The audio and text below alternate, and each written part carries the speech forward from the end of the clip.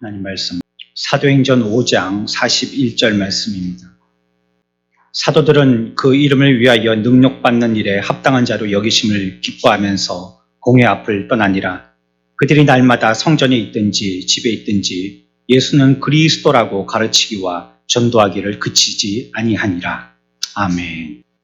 우리는 지금 사도행전 5장을 통하여서 사도들의 증언에 대해서 믿지 않았던 사람들, 특별히 사내들인 공회원들의 반응과 또 조금 나아 보였던 세상의 지식을 갖춘 가말리엘이라는 또 다른 사내들인 공회원의 한 사람에 대한 반응을 살펴보았습니다.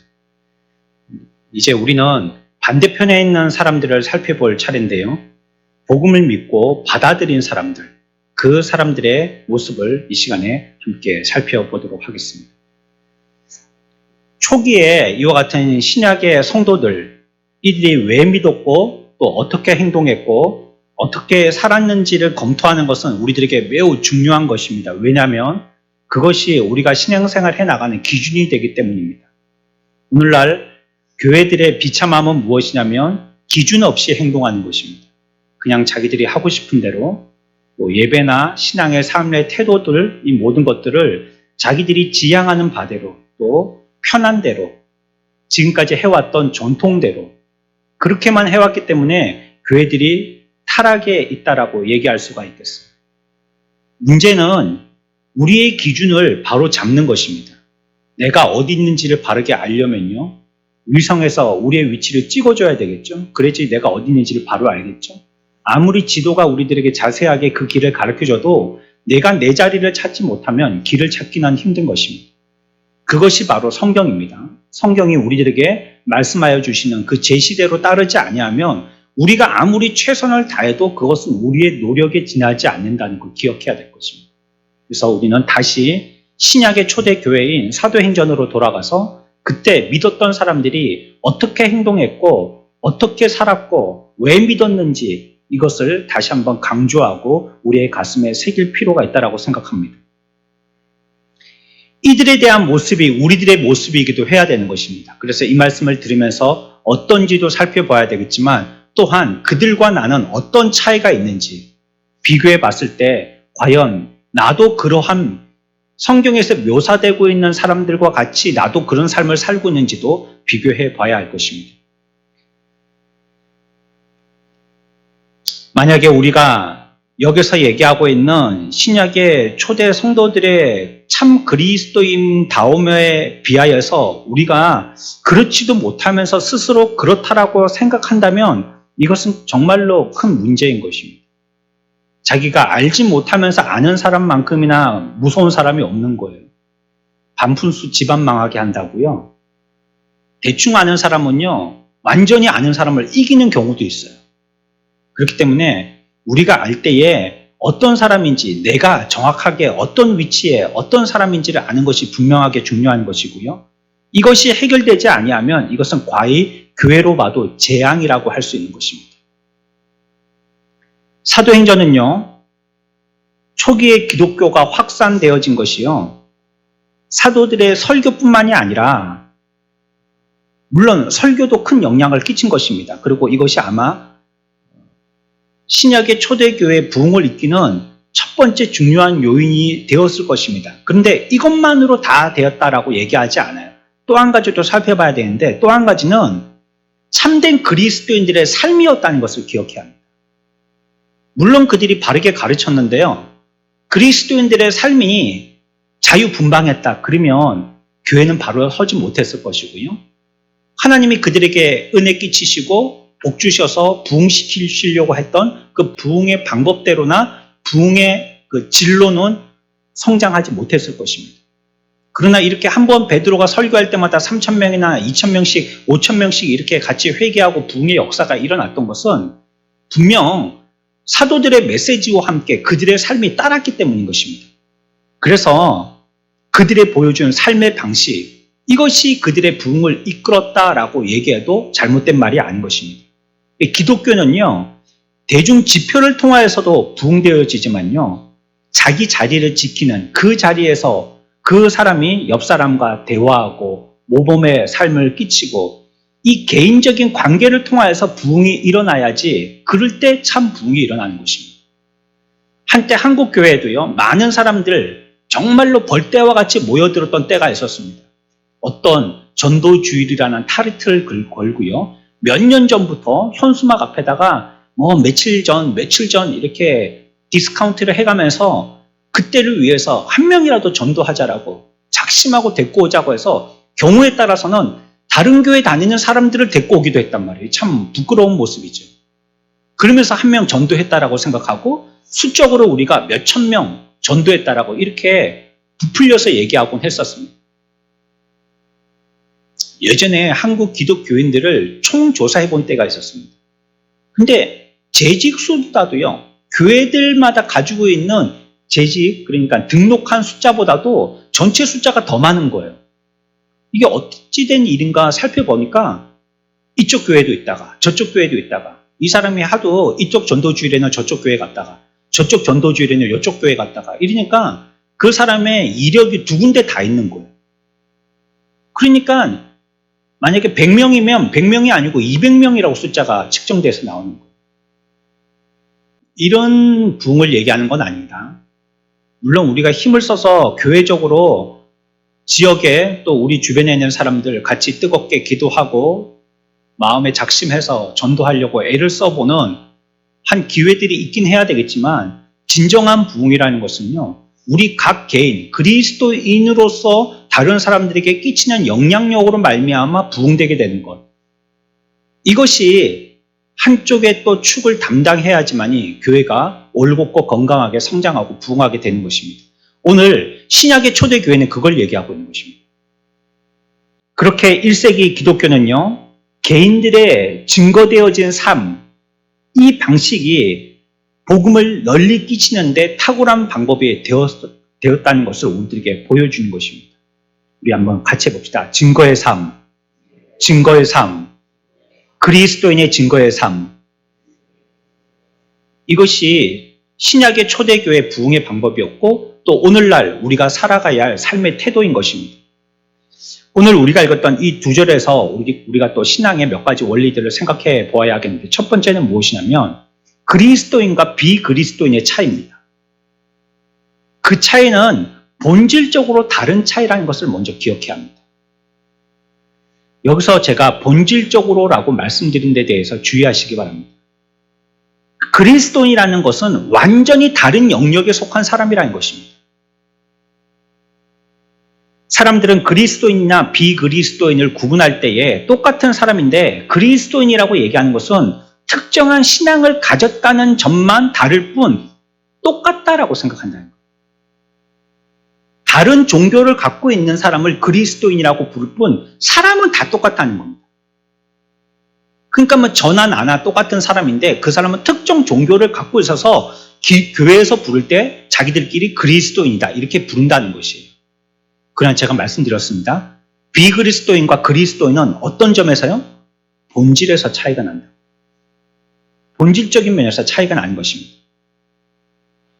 두 가지 차이가 있어요. 본질적인 면이라고 하면 어떤 차이가 있냐면, 하나는요, 그리스도인은요, 거듭난 사람이라는 것이에요. 비교하자면 거듭난 자와 거듭나지 않은 사람의 차이입니다. 그게 그리스도인과 비그리스도인의 차이예요.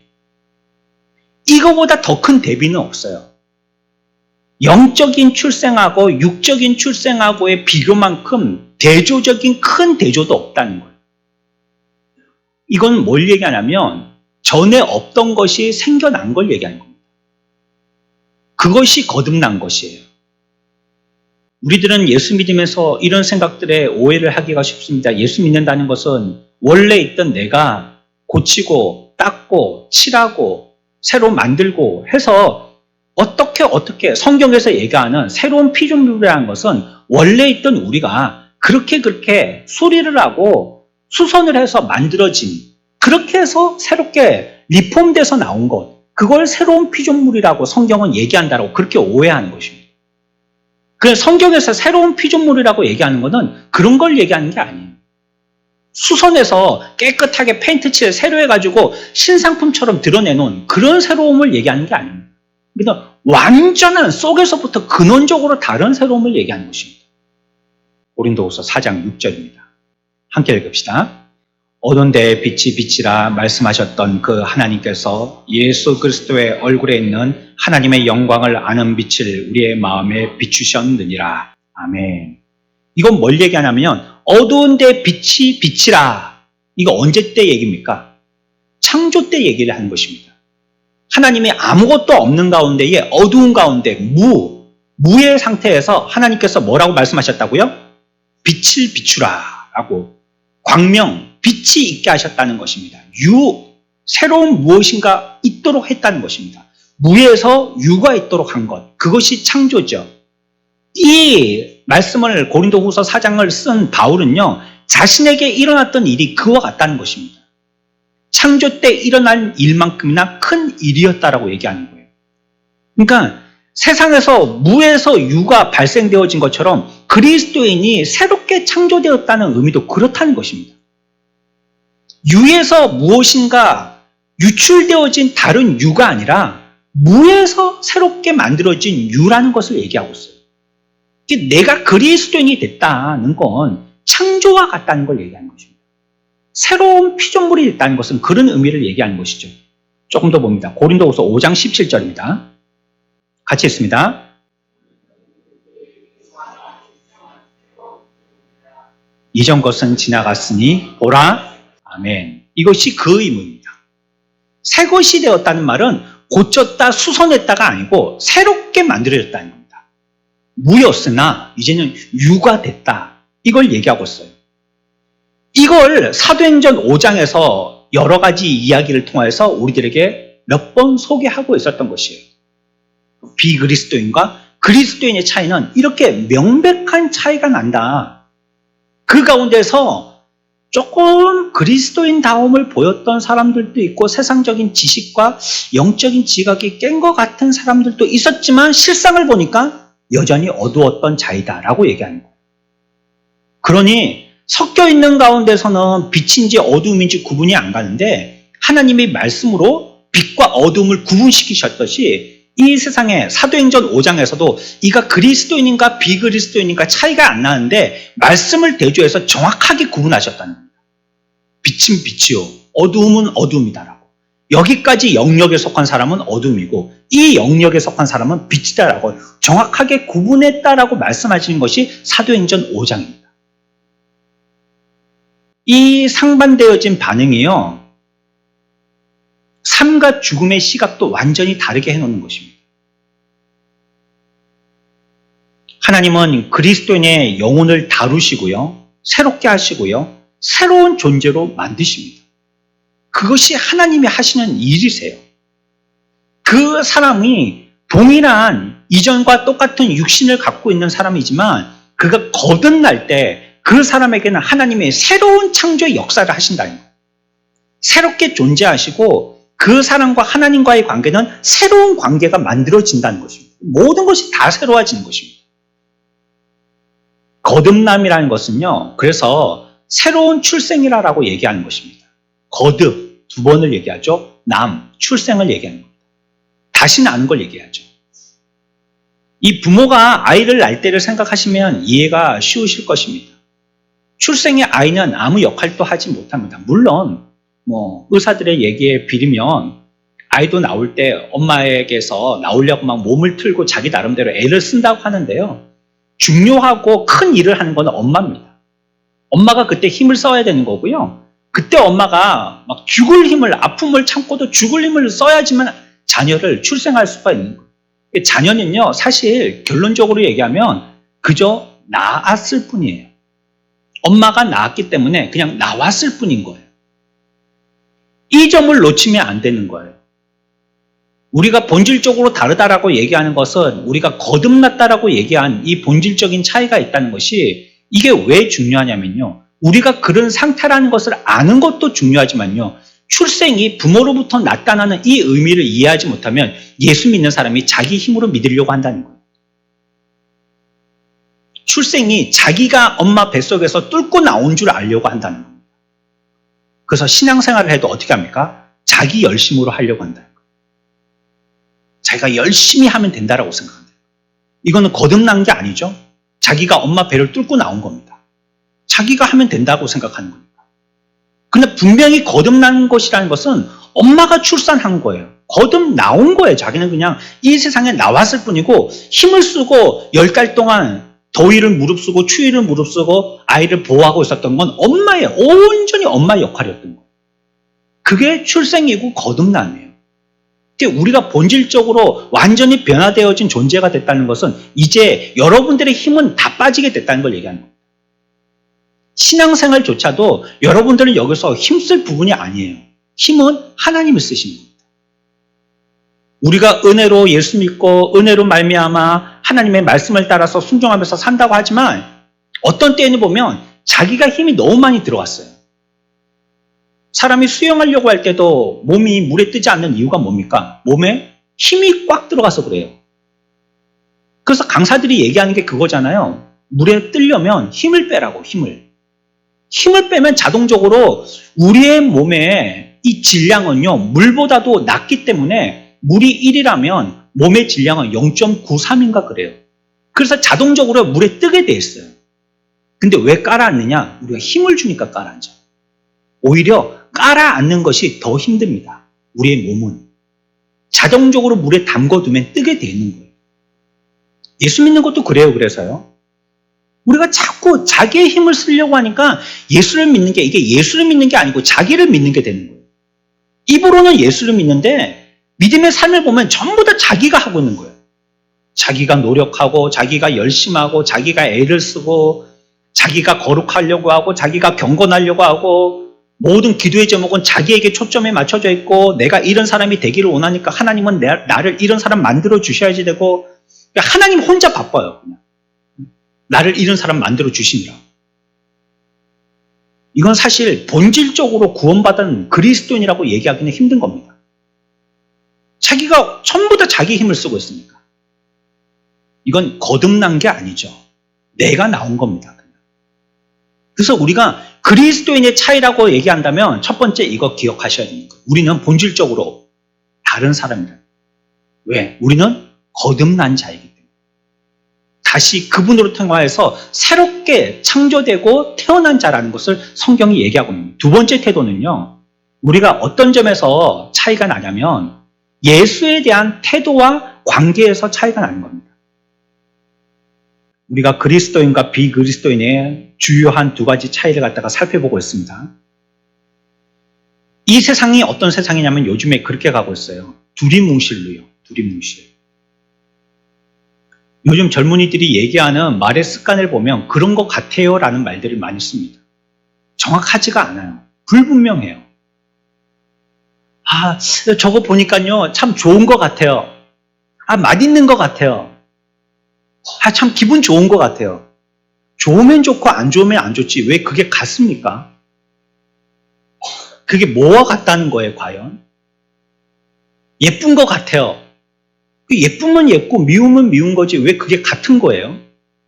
오늘날의 시대는요 모든 사람들이 자기의 정체를 감추고요 포괄적인 태도를 취합니다. 어디에서 모나려고 하지 않는 거예요. 그러나 그것이 개인적인 자기와 관계될 때는 굉장히 날카로워집니다.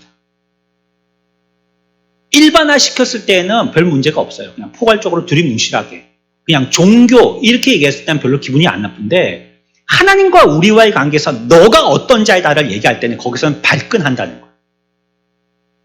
아니 목사님 그냥 좋은 설교 말씀하시고 좋은 말 일주일 만에 지치고 힘들게 이렇게 돈벌이 하느라고 땀 흘리고 막 무더위에 지치고 그렇게 주일날 왔는데 교회 오니까 목사님이 뭐 이거는 잘못했다 이건 잘했다 뭐 이걸 이래라 저래라 막 간섭하고 지적하고 하니까 피곤해서 교회 못 다니겠다고. 자기에게 대한 얘기를 하니까 그런 거예요. 우리가 지난주에도 생각했잖아요. 우리 주일날은요 다른 사람 얘기 들으려고 오는 게 아니고 하나님이 나에게 말씀하신 내 얘기 들으러 오시는 거예요. 여러분들이 이 말씀을 듣고 기분 나빴다면 그게 은혜인 거예요. 그의 잘못을 지적해주고 수정하라라고 지금 말씀하시는 거예요. 물론 칭찬도 나에 대한 말씀이라면 그거 감사해야 되겠죠. 그래서 모든 종교들에 대해서도요 그냥 포괄적인 태도를 취하는 것이 일반적이라고 생각하는 것입니다. 단도직입적으로 말한다면요 하나님을 믿는다고 다 그리스도인은 아닙니다. 왜냐하면 사도행전에서 그것을 우리들에게 말씀해 주고 있기 때문에 그래요. 사내들인 공회원들 하나님 믿었습니까? 안 믿었습니까? 믿었습니다. 엄청 열심히 믿었던 사람들이고 너무나도 잘 알고 믿었던 사람들이기 때문에 이스라엘 백성들을 가르치기까지 하는 율법의 학자들이었었어요. 선생님들이었었어요. 얼마나 도대체 잘 알기에, 얼마나 잘 믿기에 가르치기까지 한 사람들이었었어요. 기도하고 하나님을 믿어왔다고 그들은 스스로 뭐라고 생각하냐면 자칭 그리스도인이라고 생각했다는 것이에요. 유대의 교도들도요, 하나님을 믿고요. 유대교하고 기독교하고 같은 걸 생각하시면 안 돼요. 지금 이스라엘에 가면 그 사람들의 종교는 국교가 유대교인데 그게 기독교라고 생각하시면 안 돼요. 그들은 하나님을 믿어요. 이슬람, 그 사람들도 하나님을 믿어요. 하나님이란 이름을 씁니다. 믿어요. 그러나 우리가 유대교인들이나 아니면 이슬람 교도들을 향하여서 그리스도인이라고 부르지 않는 거예요. 차이가 있는 거예요. 왜? 그리스도와 우리와의 관계가 어떻게 되느냐. 이거 가지고 그리스도인과 비그리스도인을 구분하기 때문에 그래요. 종교적이라고 다 그리스도인은 아닌 것입니다. 주님을 세상에서 가장 적대시했던 사람들도 매우 종교적인 사람들이었습니다. 선량한 사람들이라고 다 그리스도인이 아니라는 거예요. 착한 사람이라고 다 그리스도인이 아니라는 것이에요. 사내들인 공회원들도요, 선을 많이 행하면서 정직한 사람들이었습니다. 매우 윤리적이고 매우 도덕적인 사람들이었습니다. 그래서 기독교는 어떻게 보면 세상 사람들이 보기에 배타적이고 비관용적으로 볼 수밖에 없어요. 만약에 우리가 포괄적인 태도를 취한다면 다 좋다고 얘기해야 되거든요. 거기도 구원이 있고 여기도 구원이 있고 다 좋다라고. 우리 종교 통합을 하고 우리가 원하는 것은 종교를 통해서 사회가 안녕되게 하는 것이니까 공통된 목적으로 같이 뜻을 모으자고 이렇게 얘기해야 되는 거거든요. 그게 포괄적인 태도인 것입니다. 사도행전 4장 12절 말씀 함께 읽습니다. 시작. 천하 사람 중에 구원을 받을 만한 다른 이름을 우리에게 주신 일이 없음이라 하였더라. 아멘. 어쩔 수 없어요. 아니, 이 알약을 먹어야지 병이 낫는데 어떤 암 환자들이 먹는 약은요, 한 알에 몇 천만 원짜리가 있다고 그러더라고요. 한 알에. 이게 진짜로 있대요. 한 알에 몇 천만 원짜리. 그래, 이 약을 먹어야지만 이 사람이 연명할 수 있는데 우리가 만약에 아무 약이나 먹어도 연명할 수 있다고 얘기하면 그 얘기하는 사람이 거짓말쟁이 아니겠어요? 아스피린 먹어도 되고 콜데원 먹어도 되고 뭘 먹든지 먹기만 하면 다 암이 낫는다라고 얘기하면 그 사람은 그냥 약장사죠, 약장사. 정확하게 얘기하는 의사는 아니란 말이에요. 그 사람이 그 병을 나으려면 이 약을 먹어야 됩니다 하는 건 배타적인 말도 아니고요. 비관용적인 태도도 아닙니다. 정확하게 얘기해 주는 거예요. 구원은 오직 한 분에게만 있다고 하는 것이 성경의 가르침입니다. 다른 길은 없다는 거예요. 차선책은 없는 거예요. 그분 홀로만 구주시고 그분에게만 빛이 있다라고 얘기합니다. 또 한 군데 찾습니다. 요한복음 14장 6절 말씀입니다. 잘 알고 있는 말씀이죠. 요한복음 14장 6절 같이 읽습니다. 시작. 예수께서 이르시되 내가 곧 진리요 생명이니 나로 말미암지 않고는 아버지께로 올 자가 없느니라. 아멘. 이런 배타적인 사상이요, 사내들인하고 사도들하고 딱 구분 짓는 것입니다. 누가 그리스도인이고 비그리스도인인가? 하나님의 말씀과 그리스도에 대한 우리와 관계와 우리의 태도로 말미암아 완전히 딱 갈리는 것입니다. 다른 건 아니에요. 우리가 돈 잘 벌어야지 그리스도인이고 착한 말을 해야지 그리스도인이고 단정하게 옷을 입고 다녀야지 그리스도인이고 그렇게 얘기하고 구분 짓는 게 아닙니다. 그리스도에 대해서 우리가 어떤 관계의 태도를 취하냐는 거예요. 호되 멀쩡하지만 신사처럼 입고 다니지만 그리스도의 관계에서 이 구원의 방법을 통하여서 믿지 않는 자들은 비그리스도인이라고 얘기할 수밖에 없는 것이에요. 그것이 성경의 구분법이에요. 하나님을 믿는 믿음하고요, 어떻게 도덕적이고 윤리적으로 사느냐에 대해서는요, 사내들이나 사도들이나 두 분류가 다 일치했어요. 똑같은 점을 지향했어요. 하지만 예수 그리스도에 대한 입장에서는요, 완전히 첨예했습니다. 완전히 다른 그런 시각을 가졌어요. 한쪽은 다시는 그 이름 또 말하지 마라. 말하면 너희들을 죽여버리겠다. 라고 얘기했고, 한쪽은 우리가 죽어도 그 이름을 얘기해야 되겠다라고 얘기했습니다. 그것이 그리스도인과 비그리스도인의 차이입니다. 어떤 종류의 삶을 살고 얼마나 선하고 얼마나 많은 돈을 가지고 있느냐, 이게 아니에요. 북한 문제에 대해서 어떤 관점을 가지고 있느냐, 이거 알고 싶지도 않습니다. 어느 정당을 지지하느냐, 이거 따분한 질문일 뿐이에요. 정말로 던져야 할 질문은 이런 질문이에요. 마태복음 22장 42절의 질문입니다. 우리들이 하고 계신 질문이에요. 이게 우리들의 인생을 좌우하는 질문입니다. 같이 했습니다. 시작. 아멘. 이 질문에 대한 거예요. 어떻게 생각하느냐고, 뭐에 대해서 어떻게 생각하느냐고요? 이게 그 사람의 생사를 좌우하는 질문이에요. 너희는 그리스도에 대해서 어떻게 생각하느냐? 저와 여러분들이 그리스도에 대해서 어떻게 생각하느냐가 여러분들의 삶과 죽음을 좌우하는 것입니다. 다른 건요, 매우 피상적인 것입니다. 지엽적인 질문입니다. 그거는 나중에 해도 돼요. 중차대한 것은 그게 아니에요. 아니, 기차 타가지고 내가 창 쪽에 앉을 것인지 복도 쪽에 앉을 것인지, 가면서 우리가 뭐 도시락을 사 먹을 것인지, 1번 칸에 앉을 것인지 2번 칸에 앉을 것인지, 역방향으로 앉을 것인지 정방향으로 앉을 것인지 시간 맞춰서 타야지요. 먼저 기차 타는 게 먼저 굽선무고요. 그와 같은 지엽적인 것은요, 타서 해결하면 돼요. 타서 역방향이든지 정방향이든지 안 되면 뭐 그 의자 돌리면 되는 거고요. 아니면 빈자리가 있으면 그렇게 앉으면 되고요.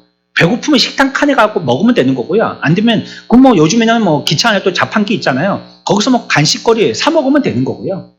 그거는 별 문제가, 그렇게 큰 중요한 문제가 아니에요. 정치적인 거 뭐 어떤 문제, 그런 거는 지엽적인 거예요. 가장 근본적인 건 뭐예요? 어떤 질문이요? 너희는 그리스도에 대해서 어떻게 생각하느냐의 질문이에요. 이것이 그리스도인과 비그리스도인을 갈라놓는 것입니다.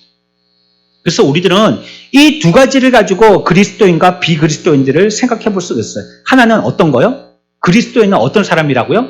거듭난 사람, 거듭났다는 거예요. 여러분들의 힘을 빼야 된다는 걸 얘기하는 것입니다. 예수 믿는 것은 나의 의지로 나의 힘 갖고 믿는 게 아닙니다.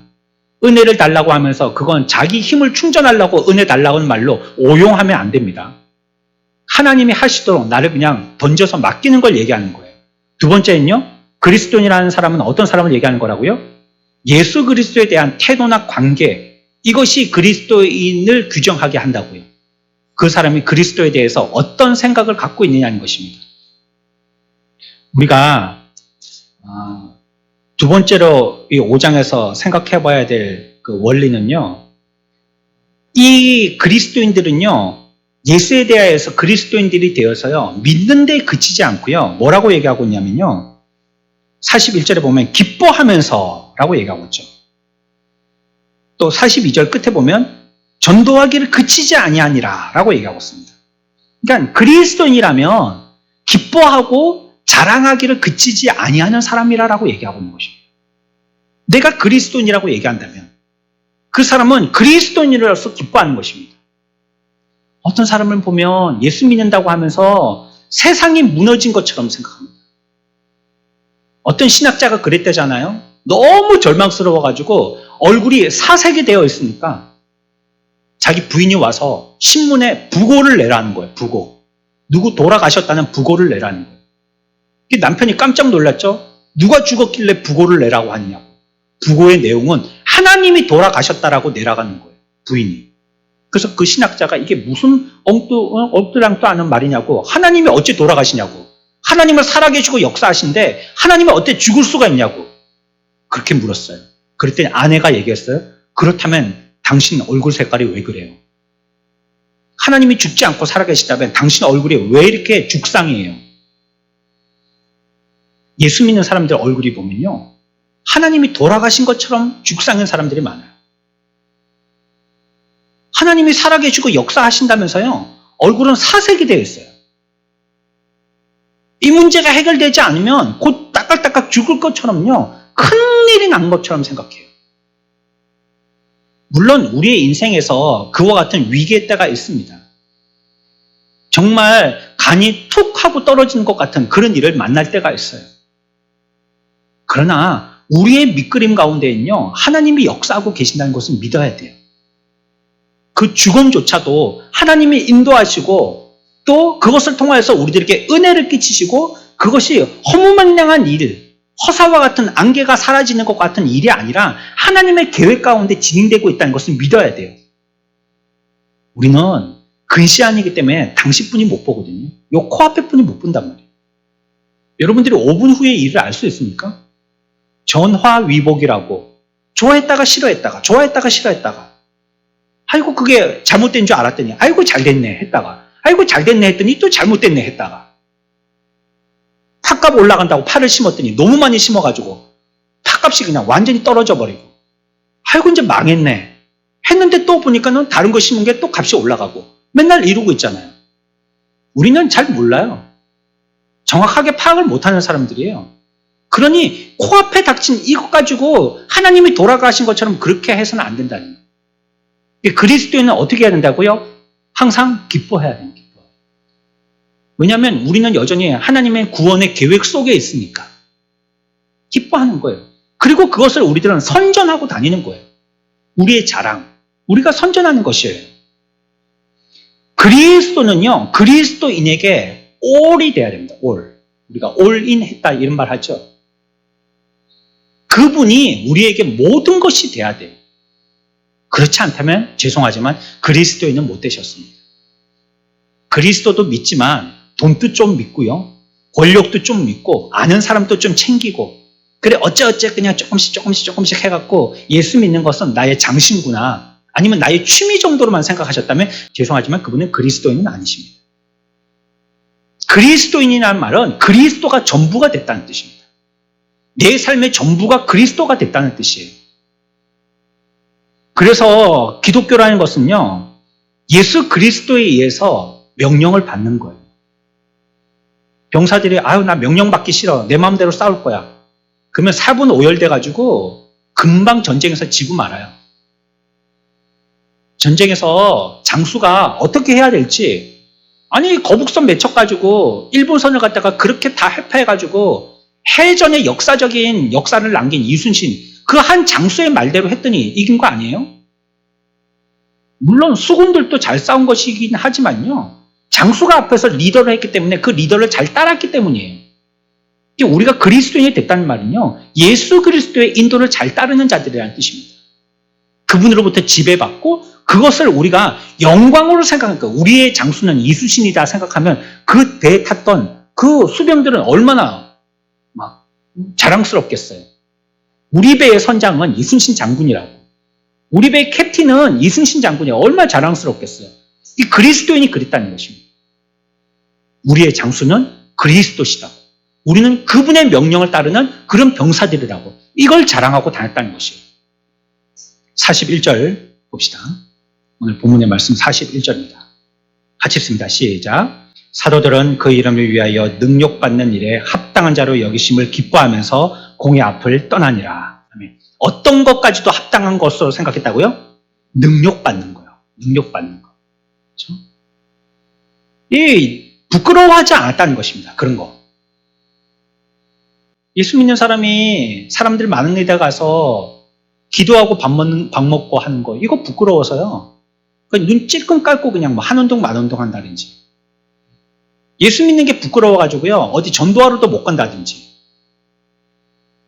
그렇지 않았다는 사도들은. 이걸 기뻐했다는 거예요. 오히려 나를 부끄럽게 하는 것에 대해서 내가 기뻐했다는 거예요. 기쁨으로 생각했다는 거예요. 왜냐하면 그 말은 나의 장수가 그리스도라는 뜻이니까요. 나를 그 사람들이 그렇게 대접한다는 것은 내가 그리스도인이 됐다는 뜻이고 그 말은요. 나의 장수가 그리스도라는 뜻이거든요. 그래서 참 예전에는요. 이중적인 언어를 쓴 것 중에 하나를 예수 믿는 사람을 예수쟁이라고 했거든요. 예수쟁이. 그 낮춰서 하는 말이거든요. 예수 믿는 사람을 천하게 부르는 때 예수쟁이라고 했어요. 근데 그 말은 정확한 뜻이기도 해요. 우리가 예수 믿는데 도통한 사람들이 돼야 된다는 뜻이에요. 그분에게 완전히 도제관계가 되어서 그분이 우리의 스승이 돼야 된다는 말이에요. 그래야지 쟁이가 되는 겁니다. 이것이 그리스도인에 대한 참된 묘사예요. 그리스도인은 어떤 사람이냐? 교회만 다니는 사람이 아니라는 것이에요. 그리스도는 본질적으로 다른 사람이고요. 그리스도인은 능력받고 부끄러움 당하는 것을 기뻐하고 자랑할 줄 아는 사람이 그리스도인이라는 것입니다. 자, 그러면 여기쯤 와서요. 여러분들이 거울 앞에 서야 됩니다. 그리고 질문해 봐야 됩니다. 나는 그리스도인인가? 오늘의 요점은 그것입니다. 저와 여러분들은 그리스도인인가 하는 것을 오늘 41, 2절을 거울로 삼아서 바라봐야 한다는 거예요. 나는 본질적으로 다른 자인가? 본질적으로 다른 자임을 느끼고 있는 사람인가? 그리고 나는 그것을 기뻐하고 자랑하고 다니는 자인가?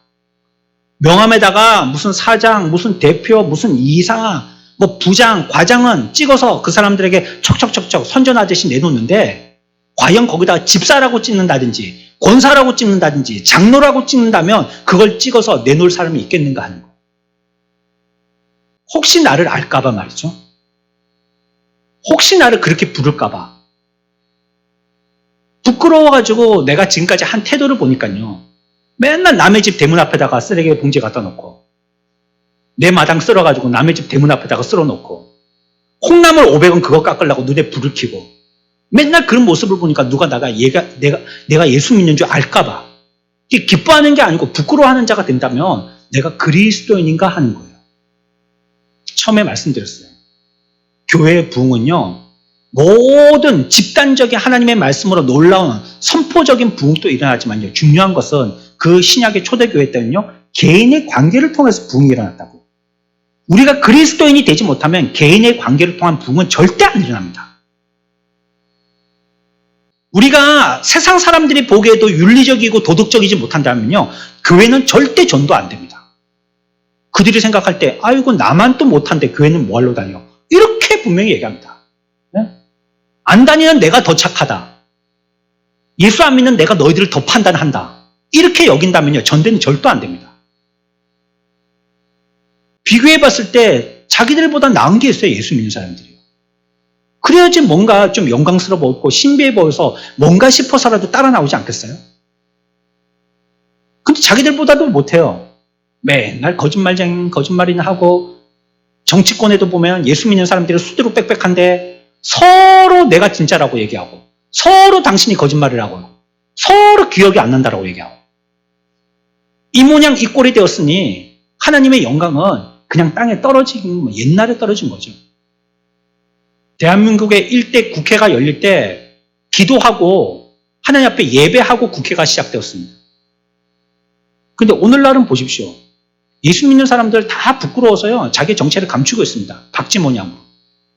왜? 자기의 행했던 것. 정치를 하려면 거짓말쟁이가 돼야 되거든요. 다른 사람의 잘된 점을 칭찬하기보다는 깎아내려야 되거든요. 약점을 파헤쳐야 되거든요.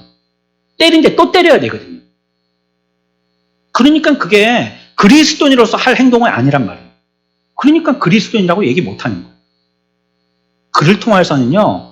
물론 위력을 통해서 교회 나와 이래가지고 눈치 보고 몇 명 나올 수는 있지만요. 아마 그 사람이 죽었을 때는 장례식장에 안 갈지는 몰라요. 그런 말이 있잖아요. 말이 죽으면 가는데 그 사람이 죽어서는 안 갔다. 내가 그리스도인인가 하는 거예요. 우리가 자화자찬해서 내가 어떤 사람이라고 어깨에다 힘을 빵 넣고 다니는데 과연 기본적으로 내가 그리스도인인가 하는 걸 묻고 있는 거예요. 그리스도인은 우리를 드러내기를 무서워하지 않는 것입니다. 매질당해도요. 능력받는 것까지도 자랑스러워한다라고 얘기하고 있어요. 사도들은 예수 믿지 말라고 예수 이름 얘기하지 말라고 매질당하면서도요. 3번이나 명령을 받았어요. 그리고 겨우 노임을 받았어요. 이건 뭐죠? 집행유예. 다음에 한 번만 더 이 말 얘기하면 너희들은 죽어. 그걸 조건으로 그들을 석방시켜준 거예요. 한 번만 더 얘기하면 너희들은 정말 죽는 거야. 이러고 겨우 사내들인 공회에 가말리엘이라는 사람이 얘기를 잘해가지고 이 사람들이 석방된 겁니다. 근데 그들이 나와서 어떻게 얘기했죠? 42절 보십시오. 그들이 집행유예 가운데에 그들의 행동했던 태도입니다. 42절 같이 읽습니다. 시작. 그들이 날마다 성전에 있든지 집에 있든지 예수는 그리스도라고 가르치기와 전도하기를 그치지 아니하니라. 이게 그리스도인의 태도라는 것입니다. 이렇게 하면 어떻게 될 줄 알아요? 사내들인 공회에서 오늘날로 얘기하면 국회를 얘기하는 겁니다. 국회의원들이 청문회 한다고 그 사람들 잡았다가 불러가지고 한 번만 더 예수를 대해서 전하기만 하면 당신들은 감옥살이고 사형이야 이렇게 얘기했었어요. 그랬더니 그런 힘들이 있었고요. 사람을 죽게 살게 할 수 있었고요. 근데 이들이 석방 되자마자 나와서 뭘 했다는 거예요? 뭘 했어요? 성전에 있든지 집에 있든지 뭐 했어요? 예수 가르치기와 전도하기를 뭐 안 했다고요? 그치지 않은 맨날 했다는 것입니다. 즐겨하고 맨날 했다는 것입니다. 그 이름을 부인하느니 차라리 죽기를 바랐다라고 얘기하고 있는 것입니다. 그리스도인이 된다는 것은요, 그리스도, 기독, 이게 그리스도를 얘기하는 것입니다. 한자적인 풀이죠. 이것이 저와 여러분들에게 전부가 되어야 됩니다. 나의 전부 대신에, 우리 CCM 찬양에도 그런 게 있잖아요. 그분이 나의 진짜 전부가 돼야 돼요. 한 일부분이 되면 안 되고 말이죠. 그래서 이들은요, 42절의 말씀은 한마디로 정리하자면 그리스도를 위하여서 목숨까지도 내놓았다 이 뜻입니다. 그렇게 하면 죽이겠다라고 얘기했는데 그렇게 했으니까. 여러분이 기독교의 참모습을 보았다면요, 여러분들도 초기 성도들과 같은 반응을 보여야지 여러분들도 그리스도인입니다. 그렇지 않으면 그리스도인이 아니에요. 시대 진리는 변하지 않습니다. 그때와 지금은 달라. 그건 변명이 될 수 없어요. 진리는 변하지 않는 겁니다. 똑같은 기준으로 우리를 평가하시는 거예요. 그때 입었던 옷이나 지금 입은 옷이나 조금 색깔은 달라지고 모양은 달라졌지만 진리는 변하지 않는 것입니다. 그러면서 우리가 마지막으로 한마디만 더 첨부하고 마치겠습니다. 그들이 왜 이렇게 기뻐했는가 하는 그 이유예요.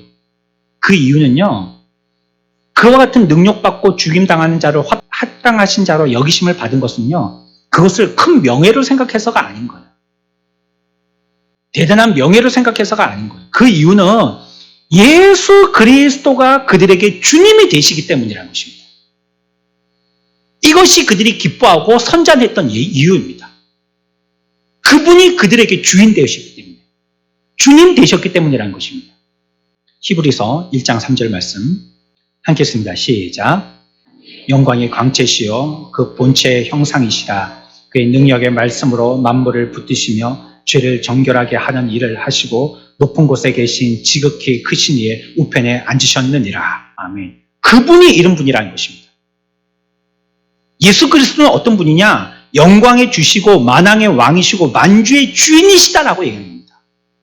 주님이라는 주자가 무슨 주자입니까? 어떤 사람은 그건 술주자라고 얘기하는데, 술 드시는 분들은 그건 술주자라고 얘기하시는데, 그게 술주자가 아니고요, 주인이라는 것입니다. 주인. 임금 왕자에 점 찍힌 거. 주인이시라는 거예요, 그분이. 그분이 우리의 참 주인이시라고 얘기하는 것입니다. 그분은 인간이셨지만요, 우주의 창조자이신 것을 성경은 우리들에게 얘기하고 있어요. 제가 예전에 교통사고가 한 번 난 적이 있거든요. 차 대 차, 차선 변경하다 부딪혔어요. 근데 그 사람이 누군지 아세요? 제가 얘기 깜짝 놀랄걸요. 어마어마한 사람입니다. 정치 얘기 안 합니다. 저만 알고 있는 비밀. 어마무시한 사람하고 도청 앞에서 딱 부딪혔어요. 야, BMW 타고 가다가 확 부딪혔는데 내 차는 옆에 다 찌그러지고 그 차는 조금만 긁히고 좋은 차는 확실히 좀 다르더라고요. 내려가지고 얘기하는데 얼굴 보고 깜짝 놀랐죠. 야. 자랑하고 싶잖아요. 내가 그 사람하고 교통사고 났다고. 야. 지금까지 몰랐을걸요. 나 얘기 안 했거든요. 아무한테도. 말 안 합니다. 만약에 여러분들이 변호사를 알고 있다. 누군가. 아니면 어떤 병원장을 알고 있다. 국회의원을 알고 있다. 시장을 알고 있다. 하다못해 통당장을 알고 있어도 여러분들은 기뻐할 겁니다. 어깨에 힘이 빡 들어가면서 내 뒤에는 통장님이 계셔 막 이렇게. 우리 집에는 한 번도 한 주도 안 빠지고 15가 매일 꽂혀 막 이렇게. 마산시에 있는 모든 정보는 이 통장님을 통해서 내가 다 듣고 있어 막 이렇게. 이걸 자랑스럽게 생각하지 않겠습니까? 이걸 우리가 과시하고 자랑스러워하겠죠. 우리가 존귀해주고 싶다면요, 그분과의 관계를 믿으셔야 됩니다. 그분이 어떤 분이심을 여러분들이 믿어야 됩니다. 그래야지만 여러분들이 존귀해집니다. 내가 맨날 사탄마귀 뒷공문이나 쫓아다니면요, 나는 사탄마귀의 하수입니다. 그 종이란 말이에요. 그러나 우리가 주 예수 그리스도를 주님으로 모시고 계시면요, 우리들은 하나님의 자녀라라고 일컬음 받는다고 성경은 얘기하고 있어요. 그러니 그분을 주인으로 모시는 것은요, 우리들에게 영광이 되는 것입니다. 만약에 우리가 예수의 이름을 부끄럽다라고 생각한다면 하나님이 으뜸으로 생각하신 분을 우리는 지금 부끄럽다라고 생각하고 있다는 것을 깨달아야 합니다. 하나님은 귀하다라고 생각하셨는데, 말씀하셨는데 우리는 그걸 부끄럽다라고 생각하고 있는 겁니다. 하나님과는 전혀 다른 생각을 하고 있죠. 동상이몽. 전혀 다른 생각을 하고 있는 겁니다. 그분은 우리를 구원하러 오셨습니다. 누가복음 19장 10절. 임자가 온 것은 잃어버린 자를 찾아 구원하려 함이라 라고 얘기하십니다. 그리고 하나님과의 화목을 위한 모든 일들을 다 하셨습니다. 베드로전서 2장 24절. 친히 나무에 달려 그 몸으로 우리의 죄를 담당하셨으니 이는 우리로 죄에 대하여 죽고 의에 대하여 살게 하려 하십니다. 그분이 친히 달리셨다는 건 누구 죽인 게 아니고, 너희들이 구원받기 위해서 뭘 해라가 아니고 내가 하겠다 해서 예수님이 직접 자기 몸을 투신해서 십자가에 죽으셨다는 걸 얘기하고 있습니다. 주님은 우리를 죄사함 받고 하나님과 화목된 데서 그치지 않고 하나님의 자녀요, 하나님의 후사가 되게 하셨다라고 성경은 얘기하고 있습니다. 주님이 이 세상의 삶을 어떻게 바꿔주셨는지 말이죠. 우리에게 완전히 새로운 인생관을 주시는 것입니다. 저는 하나님의 은혜로 하찮은 설교자가 되었습니다. 그리고 그리스도인이 되었습니다. 그렇지만 제 눈을 열어서 세상의 실상을 보게 해주셨습니다. 세상에 찬란하고 번쩍이는 목표가 결국 공허하다는 것을, 허망하다는 것을 보여주신 하나님께 저는 늘 감사하고 있습니다. 헛된 과시, 속임수, 가시 이런 것들을 꿰뚫어 보게 하시고 세상에서 썩어질 것을 피하도록 우리들에게 말씀하여 주신 것을 저는 감사하게 생각합니다. 썩어질 것, 오염, 불결함 가운데 우리들은 놓여 있고요. 주님은 그 가운데서 나를 건져 주셨다는 것. 그래서 하찮은 인생이지만 내가 주를 위해서 헌신해야 되겠다는 작정을 하게 된 것입니다. 우리의 행복은 환경에 좌우되지 않습니다. 사는 집, 남편의 연봉, 연금 여기에 달려있지 않습니다. 우리가 기대하고 소원하는 것보다 훨씬 많은 풍요로움을 지니고 있지만 그 사람들은 허무해서 이 땅 가운데 아무 낙이 없다라고 생각하는 사람들이 무궁무진합니다. 절대 그런 것에 대해서 좌우되지 않는 것입니다. 그리스도는 여러분이 세상에서 살아갈 수 있도록 도우시고 유혹을 이길 수 있도록 도우시는 분이십니다. 오직 믿고 알고 구하기만 하면 여러분이 도덕적으로 싸우고 투정하고 애쓸 때든지 실패해서 넘어질 때든지 그가 저와 여러분들과 함께 하여 주신다라고 성경은 약속하고 있는 것입니다. 사도들은요, 그래서 더 이상 죽음을 두려워하지 않았어요. 우리들은요, 죽음 앞에서도 노래할 수 있는 것입니다. 저에게 최애 근래 들어서 가장 큰 상실감이라면 어머니를 잃었던 때였겠죠. 한 달이 채 안 됐습니다. 그리고 가장 큰 은혜를 받은 때가 언제였다냐고 물어본다면 어머니를 잃었을 때라고 고백하고 싶습니다. 그때 하나님의 가장 큰 위로를 받았기 때문이에요. 하나님의 살아계심을 다시 한번 체험했기 때문이에요. 비록 어머니의 피부에 온기는 느낄 수 없지만 천국 가서 만날 수 있지만 하나님의 살아계심과 역사하심, 또 교회의 사랑, 그때만큼 절실히 느꼈던 때가 없었기 때문입니다. 어떤 것도 우리들을 그리스도인이라서 슬픔에 빠지게 할 수 없습니다. 어떤 것도 우리가 그리스도인이지만 이 세상의 침체 가운데서 스스로를 보기에 비참하게 보게 할 수 없습니다. 그리스도인은 영광스러운 것입니다. 그리스도는 너무 귀한 것입니다. 우리가 오늘 41절과 2절을 읽을 때에 우리가 그분과 관계를 맺고 있다는 것을 분명히 기억하시기 바랍니다. 그분이 여러분들에게 전부가 되시고 또한 여러분 그분을 바라보십시오. 우리가 이 땅에서 해야 될 일입니다.